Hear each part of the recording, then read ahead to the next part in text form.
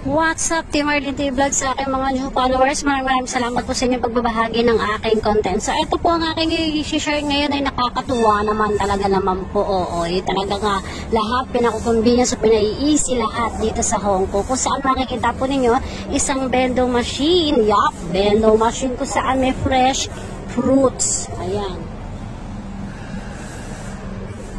Mga sa orange or sangkis. Ayan. And then after that, meron po ditong monitor kung saan po ninyo makikita ang pag-guide. Opo. So, ito pa ang pinaka-climax dyan, mga Lodi Wops. Ayan. Makikita nyo, meron siyang top. So, once po na nag-top po kayo, since octopus po mostly, ang gamit ito gaya ng aking sinabi, pwede po kayo ng Alipay kung meron po silang mga apps by the phone, o WeChat or something, anything. Ang bawal shoutout ba yun? Ganun. So, ito po, meron po diyang octopus, payout first, and then after that, lalabas po yung si orange at si cup, then automatic na po siyang, taran! Ayan. So, nakalalabas na po siya with juice na siya. So, ayan mga Lodi Wops, talaga naman nakaka-amaze po siya. Ayan. Then, after that, dito po ay ang straw. So, kukunin mo na lang ng straw, mga Lodi Wops. Ganun. So, 100% natural siya.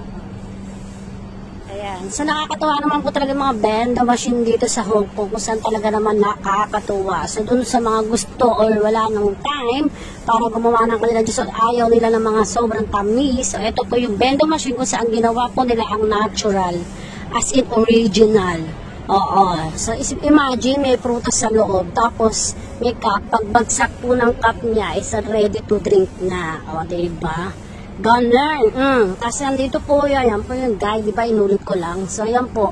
May guide po dyan para po kayo ay hindi mahirapan sa pag-top up. Ayan.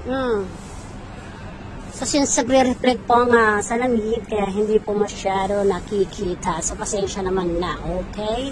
So, na-share ko lang na may nakatulong at lalo doon sa mga bagong papunta pa na dito sa Hong Kong. At maraming salamat, shoutout doon sa mga followers at doon sa silent viewers and unfollowers. Kahit nag-unfollow kayo sa akin, maraming salamat po. Di po ako pasalamat sa inyo dahil nabigyan nyo pa rin ako ng pagkakataon at konting oras sa aking tahanan.